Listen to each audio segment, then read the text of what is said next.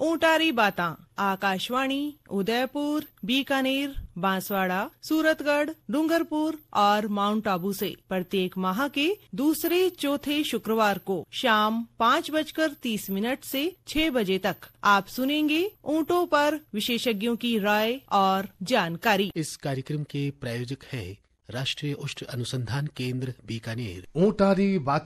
ऊंटारी बातें कार्यक्रम सुनने वाला से पशुपालक भाई ने ओम जी भाई और भोम जी भाई रा मोकड़ा राम राम राम राम भोम जी भाई राम राम ओम जी भाई राम राम। कई बात है आज देखो चौपाल तो ये भरियो लागे है पण आज भाई बेटे थोड़ी कमी लाग रही है दिखे को नहीं है मेरा चश्मे में साफ को है नहीं मारो नहीं देखो ओम जी भाई थे साची बात करो कि आपारो जो चौपाल है नी हमेशा देखो बच्चा जवान और बूढ़ा बडेरा सु बाई बेटिया सु भरियोड़ो रहे। आज उनारी संख्या कम इन कारण है देखो आज त्योहार कहीं है आज गबर जारो त्योहार है। देखो अब वो जो उम्र है नहीं तो देखो फर्क पड़े ही है। आज देखो मैं दोपहर में देखो नहीं छोटी छोटी बाया कितना फूटरा गीत गावे रंगोली सु मानना भी मांडे और देखो साथे गावे नहीं। देखो आप सांस्कृतिक धरोहर है अभी ने जिंदा रख रही है और राखनो भी चाहिए बिल्कुल। और साथे साथे भाव है श्रद्धा रो बिल्कुल श्रद्धा भाव है और आई श्रद्धा ले जगह देखो आप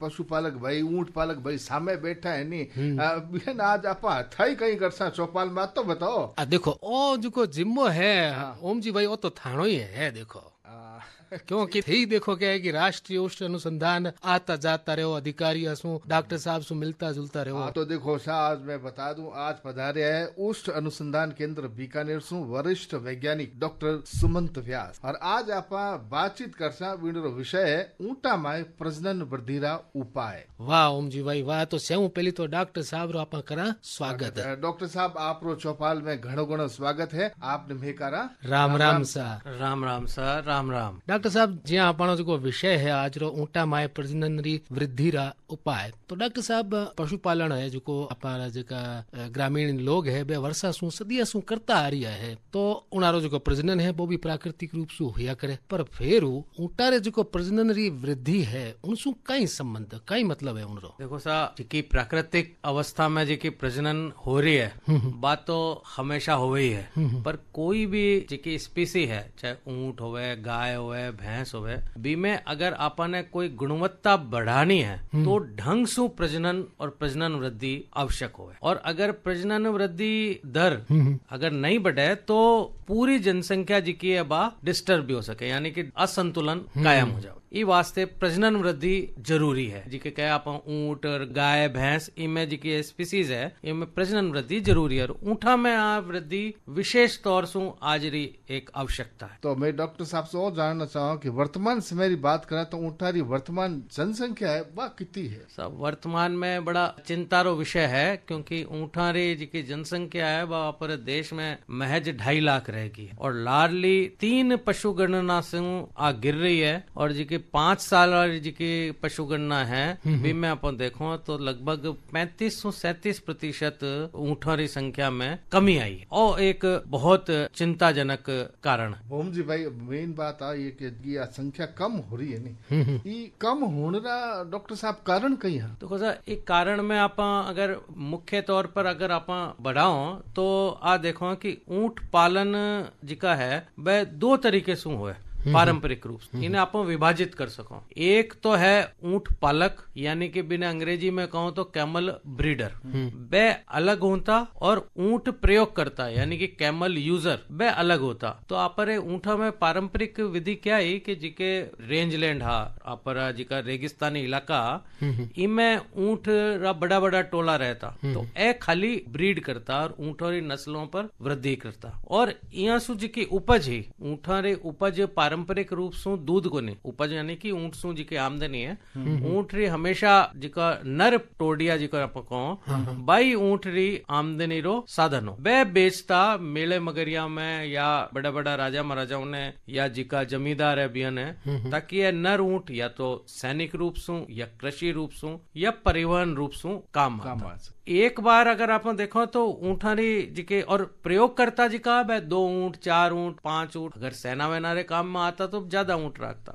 आप अगर अपने आजादी रे बाद रो इतिहास देखा तो सन 70 रे दशक तक काफी ऊँट जी का है, वह आर्मी में भी हा, बाकी आर्मी में भी और सगली जगह जब 71 वार हुई 65 वार हुई तो अठे रेगिस्तानी क्षेत्र में आप पानी री बहुत कमी है, बिरे कारण बड़ी समस्या हुई। तो एक बार सगली आर्मी में और सगली जगह अपर ऊँट रखना बंद कर दिया और पशुओं रे वास्ते पानी री साधारण स्थिति भी दिक्कत ही, बियर उपयोग कम हो रही। पर फिर नहर राजस्थान नहर जी की आई तो राजस्थान नहर सु 2 फायदा हुआ। एक फायदा तो यो कि ऊँटों रे बी टाइम आविष्कार करिया इंजीनियर ऊँटों रे चक्का गाड़ा जी का पहला कोनिया, तो ऊँट गाड़ा जी का वह राजस्थान कैनाल रे बनाने रे का समय ही ऊँट गाड़ा तरीके से बनाया गया। और ऊँट गाड़ा अगर नहीं होता तो भी बीहड़ रेगिस्तान में न तो सामान पूंजी तो न कोई नहर वास्ते कोई बेसिक इंफ्रास्ट्रक्चर या नहर बननी असंभव ही। तो ऊँटों री उपयोगिता बढ़ी और ऊँटों री जनसंख्या में भी बढ़ोतरी हुई। हमें नहर आएगी, नहर सागे सागे खेती भी आई, खेती आने रे बाद में जिकी रेंज लैंड ही जिकी ऊँटों रे जरूरत ही मेन ओरण चारागा भी में कमी आई। दूसरो विकास हुयो, विकास मायने मतलब सड़कें बनी तो मैकेनाइजेशन हुयो, तो बीरे कारण परिवहन में और दूसरी चीजों में भी ऊँटों री थोड़ी उपयोगिता कम हुई। तो 2 तरफा मार हुई, एक तो चारागाह जी का कम हो गया और दूसरा जी का वो मैकेनाइजेशन से उपयोगिता खत्म को नहीं हुई पर घट गई। तीसरो होयो कि चारागाह जी का कहे ना कि पड़त भूमि इरे अलावा जी की वन क्षेत्र भी में भी ऊँटों ने चराई वास्ते कोई पाबंदी को नहीं। यहाँ की मारे जी का कैमल फार्म में भी मारा ऊँट जी का बारिश रे दौरान में वन भूमि में चरने जाता और वापिस बकायदा रसीद कटती। पर बा जी की वन भूमि जी की है भी में भी गाय भैंस तो क्या है कि नीचे चरे तो कोई दिक्कत को नहीं हुए, मतलब बे तो क्या जी का पौधरापण हुए बे खा ले। ऊँट जी को है पत्तियां चढ़े पेड़ रही, ऊँटा से कोई नुकसान को नहीं हो पर सगला पशुओं पर वो एक बैन लग गयो। तो ऊँट न तो वन क्षेत्र में जा सके और चारागाह की कमी होगी। और अठीने क्या हो कि मैकेनाइजेशन थोड़ो सी बढ़ गयो कि नई पीढ़ी आई है बच्चा बे भी क्या है कि एक क्या हुआ कि एक ग्लैमर हुआ, ऊँट गाड़ो जी को है बहुत सस्तो पड़े पर इरे सागे ग्लैमर को नहीं, और ग्लैमर नहीं होने से युवा पीढ़ी जी की बा इरी तरफ कम आकर्षित हो रही। एक और मुख्य कारण हो कि मारे जस्सू राज्य पशु बनियो जस्सू प्रदेश सु बाहर जी का है ऊँटों ने ले जाने रो बैन कर दिया गया। क्या हुए आज किसान भाइयों ने, मैं सिंपल शब्दों में समझाऊं, ग्वार है बे अगर इलाके में ग्वार उपजे हुए और ग्वार री फसल आप तो खाओ को नहीं, राजस्थान से बाहर ही जावे बिल्कुल। तो अगर आप रेस्ट्रिक्ट कर दो कि साहब ग्वार जी को है वो राजस्थान में रहना चाहिए बाहर नहीं जाना चाहिए, तो फिर ग्वार क्यों उगासी लोग बाहर। तो भाई स्थिति ऊँट रे सागे हुई, ऊँट री राजस्थान से बाहर निकासी बह नहीं समझ लो, क्योंकि मेरी परमिशन वास्ते या तो डिविजनल कमिश्नर से मिले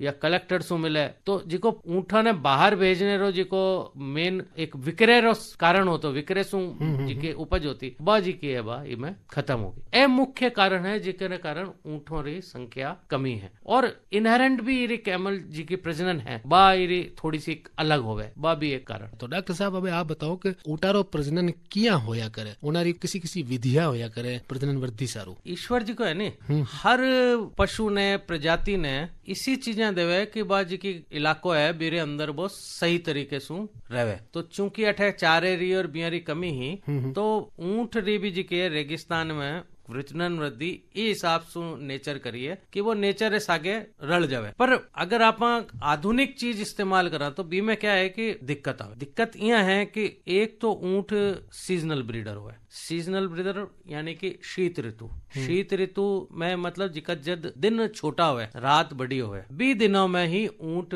प्रजनन करे। तो वह क्या है कि प्रकृति के हिसाब से तो बिल्कुल सही है, क्योंकि गर्म रेगिस्तान में अगर जब ठंड शुरू हुए ठंडा दिन हुए और बी टाइम में अगर प्रजनन हुए और बच्चों हुए तो दोनों वास्ते सही रहे। पर आप आधुनिक हिसाब से देखा तो वह 3 महीने का 4 महीने जी को पीरियड है वो अगर मिस हो जावे तो बड़ी दिक्कत होवे। दूसरो क्या है कि वो इंड्यूस्ड ओवुलेटर होवे जिकी मादा है। इंड्यूस्ड ओवुलेटर मतलब आ होवे कि जिको ऋतु चक्र है, गाय भैंस में पशुपालक समझे कि हीट में आवे और भी हीट में आवे तो एआई भी कर दो या उन सांड रे पास में ले जाओ या कोई दूसरी प्रक्रिया अपना लो। ऊँटनी जी की है जिके ने सांड के वहां पा, गाय भैंसों में तो सांड के नर ने और ऊँटनी ने जी के सांड के वहां पा। तो आ जद हीट में जी की आप बात करो तो आ हीट होवे ही को नहीं रहे। हीट रो जी को पीरियड है एक बिल्कुल रेगुलर साइकिल होवे ऋतु चक्र के 21 दिन सो 17 दिन सो 15 दिन सो एक पीरियड होवे जिके अंदर संसर्ग होवे तो डिंब स्खलन होवे। बाई में को नहीं होवे। इमे जद तक ऊँट रे सागे संसर्ग नहीं होवे, कोपुलेशन नहीं होवे, बिते तक ओवुलेशन ही को नहीं होवे। आ एक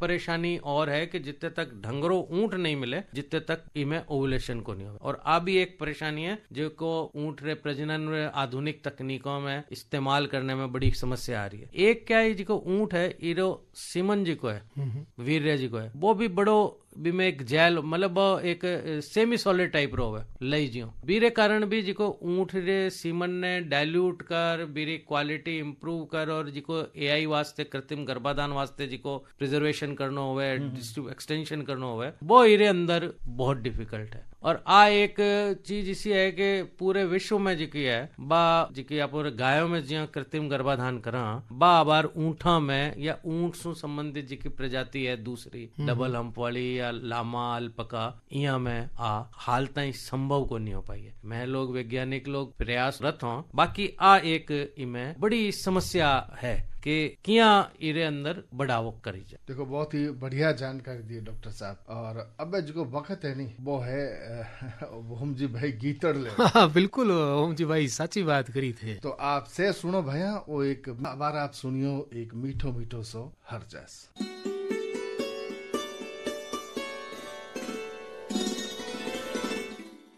मैं डॉक्टर आर्तबंधु साहू, निदेशक राष्ट्रीय उष्ण अनुसंधान केंद्र बीकानेर।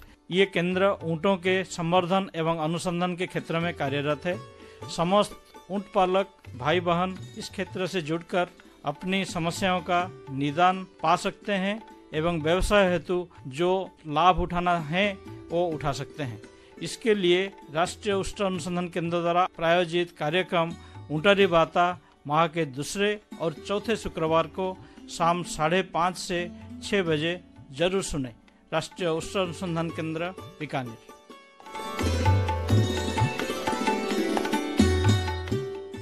इन बेला आपसे सुन रहे हो कार्यक्रम ऊँटारी बाता आकाशवाणी बीकानेर ढोला मारू चैनल से। और आज जानकारी देने सारू पधारे आए प्रधान वैज्ञानिक डॉक्टर सुमंत व्यास राष्ट्रीय उष्ण अनुसंधान केंद्र बीकानेर से। और आज आप बातचीत कर रहे हैं ऊँटा माय प्रजनन विधिरा उपाय विषय पर। डॉक्टर साहब हरजस्सु पहली आप ऊँटा रे जो प्रजनन है उन बाबत बताया था, तो प्रजनन वृद्धि सारू उपाय या विधियां किसी किसी होया करे उन बाबत मारा ऊँट पालक ने आप जानकारी दो सर। हमारे राष्ट्रीय उष्ण अनुसंधान केंद्र में मैं काफी वर्षों से काम कर रहा हूँ और जिको मैं पहला भी जिक्र करिया प्रजनन वृद्धि वास्ते जिका अपन कृत्रिम गर्भाधान जिकी एक तकनीक है सगलों में बा किन किन कारणों से इरे अंदर नहीं आ सके, तो जिकी दूसरी तकनीक है मेरे अंदर मैं कोशिश कर रहा हूँ और मैंने सफलता भी मिली है। जो एक प्रजनन वृद्धि में एक कमी आ है कि जिकी पिबर्टी है, पिबर्टी यानी कि वयसंधि उम्र यानी कि जब परिपक्व हो है ऊँटनी बा क्या पहली बारी 4-5 साल रे आसपास संसर्ग करावे और 13 महीना इरे गैप होवे सगले पशुओं से ज्यादा होवे। तो 13 महीना गैप होने से इरे पहलो बच्चो होवे वो 5 या 6 साल की उम्र में आमतौर पर होवे। तो अब हीट में तो आवे को नहीं, हीट रा सिम्टम्स तो दिखावे को नहीं। तो मैं लोग कोशिश करी कि देखा कि क्या है अलग अलग उम्र में। तो एक तकनीक है आदमियों में भी अल्ट्रासोनोग्राफी करे, अल्ट्रासाउंड जिको कहे अपन। तो भाई इस्तेमाल में ऊँटनियों में भी अल्ट्रासाउंड करी। तो अल्ट्रासाउंड जब मैं लोग करी तो मैंने यो ध्यान पड़ियो कि अगर लगभग 4 साल 5 साल काम करियो तो यो उठा पड़ी कि अगर 3 साल री मादा हो जावे और बिरो वजन 380 किलो सु ऊपर हुए तो बेरे अंदर फॉलिकल जी का है, फॉलिकल यानी कि डिम ग्रंथि ओवरी रे ऊपर जब फॉलिकल होवे वो जी को जरूरी होवे प्रजनन वास्ते बीरी प्रेजेंस मिल जावे। तो आमतौर पर 3 साल रे संसर को नहीं करात, तो मैं लोग एक्सपेरिमेंटल एनिमल है सेंटर है जने संसर करायो 3 साल में और वो प्रेग्नेंट भी हुई और जब 13 महीना बाद में जब बा ब्याई तो बच्चों भी सही वास्ते हो क्योंकि 13 महीने में बीरे वजन जी को वो 380 की जगह 450 तक पहुंच गयो जी को एक साधारण सांडरो वजन हुआ। तो एक चीज आ समझ में आई कि अगर आप 3 साल रे आसपास इन्हें जांच करा थोड़ो सी अच्छो खान पीन दो तो ठीक हो सके। तो पहले एक्सपेरिमेंट में तो क्या है कि मैं लोग थोड़ो चारो अच्छो दियो, स्पेशल चारो दियो, दूसरे साल में साधारण चारो जी को ग्वाल फरगटी और यही चारो देवे यही चारो दियो और बिल्कुल साधारण तरीके से देखियो तो भी माने लगभग वही रिजल्ट मिलियो। अच्छा 3 साल और 380 किलो 60 किलो 380 किलो 400 किलो रे बीच में अगर सांड है बच्ची है जिके टोरडी कह सका या बड़ी टोरडी कह सका भी में फॉलिकल माने अल्ट्रासाउंड से मिलियो और मैं संसर कराया बीरे अंदर भी सही माने मिल गया। तीसरे साल चौथे साल भी मैं सेम चीज करी और प्रसव रे अंदर भी कोई दिक्कत को नहीं आई और बच्चे रो जी को वजन हो वो भी दिक्कत को नहीं और जिके ने कहे ना कि आप प्रतिशत प्रजनन प्रतिशत यानी गैप प्रतिशत भी में भी कोई अंतर को नहीं। तो लगभग 4 साल 5 साल री स्टडी रे बाद मैं इस पर पहुंचिया कि 3 साल री बच्ची मतलब टोरडी और वह अगर 380 किलो 400 360 किलो रे ऊपर पहुंच गई है तो बिना संसर्ग करा सको। मतलब आबार पशुपालक पूछ सके साहब मारे तो अल्ट्रासाउंड हो गई को नहीं तो मैं क्या ठा लगा सो। तो अगर बिना अल्ट्रासाउंड रे भी ब्रीडिंग सीजन रे दौरान में शीत ऋतु में एक धमर पड़ जाए बीरे बाद में जनवरी में संक्रांत रे आसपास अगर 380 400 किलो री डंगरी अगर सांड है 3 साल री तो बिना संसर्ग करा देना चाहिए ताकि आप रखने पूरा चांसेस हो कि आप 1 साल पहला बिसू उपज ले रहे हो। उपज यानी कि बच्चों और जी को है अगर तरीको पशुपालक ऊंट पालक अगर इस्तेमाल करे तो निश्चित रूप से भी है ना इमें फायदो हो सी और कोई अतिरिक्त बहुत ज्यादा अतिरिक्त चारे री और बीरी भी कोई आवश्यकता को नहीं। ग्वार फलगटी मोट चारो है चरे पशु तो भी में कोई दिक्कत को नहीं। एक और क्या दिक्कत है इमें चूंकि 13 महीने रो जी को ग्याब हुआ है। अब 13 महीने में मान लो आपने एक उदाहरण बताऊं कि 1 जनवरी 2021 ने कोई सांड जी के क्योंकि सर्दियों में होवे नहीं तो ज्ञापन हुई तो 13 महीना यानी कि 1 फरवरी 2022 में वह 82 और आमतौर पर आप यहाँ करा कि भाई 3 महीना ब्याने रे बाद में 2 महीना 3 महीना कोई भी पशु ने छेड़ो को नहीं तो करते ही वह अप्रैल मई आ जावे और अप्रैल मई आते ही मतलब वह फिर टिपगी अगले साल तो पूरा 13 मतलब 1 साल जिको है 1 साल से ज्यादा तो 2 ग्यावरे जी के बीच में जो अंतर हुआ है वो पहुंच जाए 600 700 800 दिन तक पहुंच जाए 2 ग्यावन रे बीच और जी को इंटर काविंग पीरियड है वो बहुत महत्वपूर्ण हुआ कोई भी स्पीसी रे इकोनॉमिक ग्रोथ वास्ते। अगर इतने लेट अगर आप बच्चों मिल सी तो बड़ी दिक्कत हो। तो मैं लोग कोशिश करी एक जांच करी ये अंदर भी मतलब गर्व से कह सको कि मारे राष्ट्रीय अनुसंधान रो मारे जी की टीम रो जी को पेपर हो वो विश्व में सगलों पहला इमे पेपर आयो कि इरे जी के ऊँटनी रे जी के कहे ना आप प्लेसेंटा नाल आज की गाय भैंसों जो को नहीं हुए थोड़ी घोड़े जी मिले। तो मैं लोग वो सोचो कि अगर घोड़े में ब्याने रे तुरंत बाद भी महीने भर अंदर चांसेस बैठे है कि मैं दोबारा ब्रीड करा सकूं क्यों नहीं। ऊँटनी ने भी आपा सोचा तो भाई सेम सीट तो दिखावे को नहीं तो फिर मैं लोग भी ने फिर अल्ट्रासोनोग्राफी भी में करी रिपीटेड और मैं और ठा पड़ी कि प्रसव रे 1 महीने सुलेर 30 से 40 दिन 20 पहला तो करने में दिक्कत हुए 30-40 दिन सुलेर 60 दिन तक 70 दिन तक और जी को पीरियड है इरे अंदर लगभग 50% जिका ऊँटनिया ही या सांड ही ये अंदर फॉलिकल मिल गया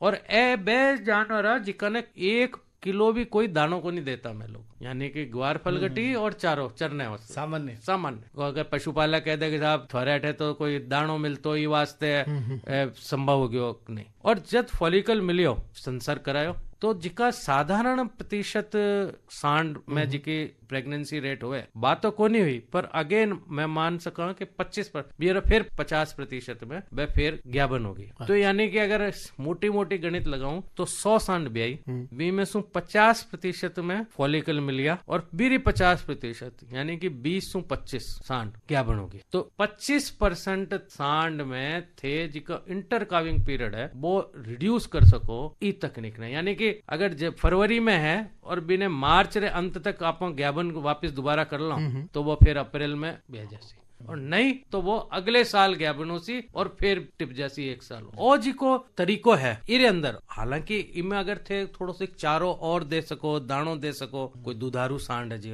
दूध रे वास्ते थे पाल रहे हो तो बी में अगर थे दाणो दे सको तो इनमें चांसेस और बढ़ जावे। ए 2 तरीका जिका है वह काफी महत्वपूर्ण है। अगर इन्हें आप करा इस्तेमाल, इनमें कोई मैं मतलब लंबी चौड़ी चीज कोई तकनीकी इनपुट जिके कहने के इनपुट देने वास्ते भी मैं कहो कोनी। और अगर सोनोग्राफी नहीं भी हो और आप में सांड ने नर ऊंट उपलब्ध है और प्रसव रे 60 दिन बाद 45 दिन बाद एक बार सामी करवा दो तो ज्ञापन रह जाए तो बहुत बढ़िया, नहीं रहे तो कोई नुकसान नहीं तो बात को नहीं। ये दोनों ही तरीका पशुपालक आप रे हिसाब से कर सके और यानी निश्चित रूप से बढ़ोतरी प्रजनन में मिल सी। और अब डॉक्टर साहब मैं आपसे जानना चाहूँ कि जब प्रजनन की वृद्धि सारू विधिया अपनाई जाए तो इन समय ऊँटा माए प्रजनन से संबंधित कोई बीमारियां भी हो सके है कहीं? बिल्कुल, कई बीमारियां ऐसी है जिके प्रजनन काल ने बड़ो प्रभावित करे। सगलों जिकी प्रमुख है बात तो है ब्रुसेलोसिस। ब्रुसेलोसिस जिकी है बा जूनोटिक बीमारी भी है, इसमें एबॉर्शन हुए तो विशेष कर ध्यान रखना जटे खाली ऊंट ही रखे जिके टोले में भी में तो आ क्या है कि बीमारी कम हुए। अच्छा। और जिका टोले में बकरी भेड़ ऊंट मिक्स हुए भी में क्या है कि आ बीमारी एक जानवर सु दूसरे जिकी भेड़ बकरी है बिसु गाय में हो सके, भेड़ बकरी सु ऊंटनी में भी हो सके। और इसु क्या हुआ गर्भपात हुआ, तो गर्भपात होते ही सगली जी की मेहनत है बा बेकार खराब हुआ। और फिर आ बीमारी में अगर एक बार होगी तो 3 साल 4 साल तक वो गर्भपात हो गई है। ये रोट को टीको या इसी दवाई की किसी जानवर में हो जावे तो बीमारी खत्म ही हो जावे। आ बार विश्व में कटई को नहीं। और पश्चिमी देशों में तो जिके में ब्रुसेलोसिस हो बिना खत्म कर दे अपर है असंभव को नहीं। तो ओ ध्यान रखना है कि कोई भी जानवर में गलती से अगर गर्भपात हो कोई कारण से, चाहे वह भेड़ बकरी हो चाहे ऊंटनी हो, तो बाजी की नाल है या प्लेसेंटा है बिने ढंग से ले जार और जिको बच्चो है जिको गर्भगिरी है बिने गार्ड है ढंग से, कोई पानी रो जिको सोर्स है बिरे पास में नहीं आवे, कोई दूसरे गाय जानवर बिरे आसपास नहीं मंडरा सके, इस तरीके रो उपाय करना है। जे पानी में गई परी तो पानी रे सोर्स हो आ बीमारी आदमियों में भी आ सके। एक तो आ बीमारी जिकी है प्रमुख है। दूसरी ऊंठा में जिकी ट्रिप्नोसोमिसिस या सरा है तिबरसा जिके ने कहे बिरे कारण भी ऊंठों में गर्भ को नहीं ठहरे और गर्भ ठहर भी जावे तो गर्भपात भी होवे। तो तिबरसा रो जिको हमेशा रो जिको टीको है वो भी साल में जिको 1 या 2 टीको लगवाना वो बहुत आवश्यक है ताकि तिबरसा नहीं होवे जानवरों में। और राज्य सरकार भी कैंप लगावे विशेष कई समय पर। बिल्कुल सर। और राष्ट्रीय अनुसंधान केंद्र में भी बात कर सके तो तिबरसा रो जिको टीको है वो ऊंट पालकों ने लगाना बहुत आवश्यक है। अब डॉक्टर साहब प्रजनन की उपयोगिता बढ़ावन सारो राष्ट्रीय उष्ण अनुसंधान कहीं प्रयास कर रही है सर? देखो, एक तो मैं जिको बतायो आपने कि जिका मैं जिका दोनों एक्सपेरिमेंट करिया वह सक्सेसफुल होया। 3 साल वालों जिको बच्चों रो जिको प्रजनन है वह भी अल्ट्रासोनोग्राफी सुन जी की जांच करी और वो सतत 3-4 साल रो जिका रिजल्ट है। तो मेरे वास्ते में विशेष कैंप भी लगा रहा हूँ, पशुओं ने बता भी रहा हूँ। दूसरो जिको इंटरकाविंग पीरियड वास्ते प्रसव पश्चात जिको आपने देना है प्रजनन करा सको और इरे वास्ते भी मैं लोग पूरा लोगों ने जागरूक करा। और आजकल समस्या क्या होगी, गांव में ढंगरो नर ऊंट भी मिले को नहीं, डंगरी ब्रीड रो।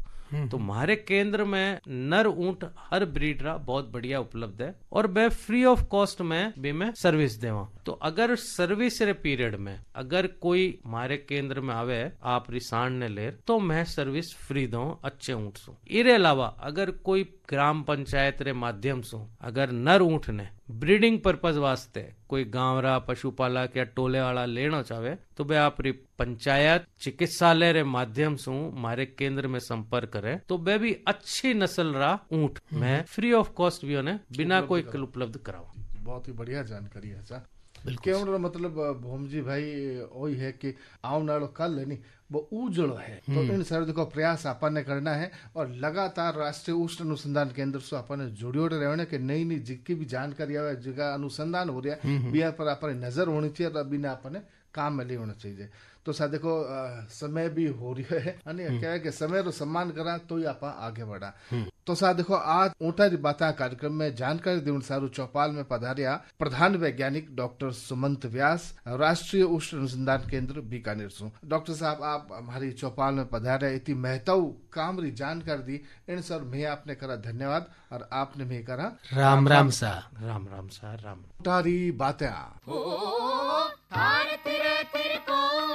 जी गुणकारी गुणारी खान उठा जी ए हो दोरारी शान कराला आज मैं थारो बखान। ऊँटारी बातां आकाशवाणी उदयपुर बीकानेर बांसवाड़ा सूरतगढ़ डूंगरपुर और माउंट आबू से प्रत्येक माह के दूसरे चौथे शुक्रवार को शाम 5:30 से 6 बजे तक आप सुनेंगे ऊँटों पर विशेषज्ञों की राय और जानकारी। इस कार्यक्रम के प्रायोजक थे राष्ट्रीय उष्ण अनुसंधान केंद्र बीकानेर।